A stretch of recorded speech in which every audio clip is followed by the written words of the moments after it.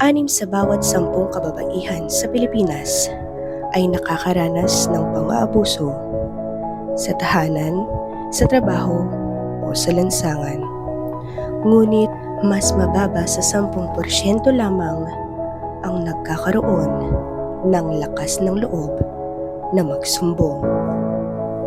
Marami ang nananatiling tahimik, marami ang takot, marami ang iniisip na sila lang. Ngunit hindi sila nag-iisa.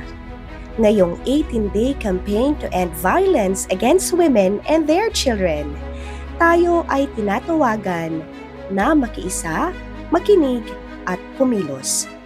Makinig sa mga kwento ng kababaihan, magsalita laban sa karahasan, tulungan silang makabangon, maging kakampi, hindi saksi. Ang pagbabago ay nagsisimula sa bawat kilos mo, sa bawat salitang pinaglalaban mo.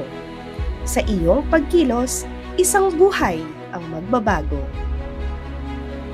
Makibahagi sa 18-day campaign to end violence against women and their children. Wakasan ang karahasan, simulan sa pagkilos. Mula sa aming butihing kapitan, Honorable Aaron S. Tolentino at VAU Desk Officer, kami ay nakikiisa at nakasuporta.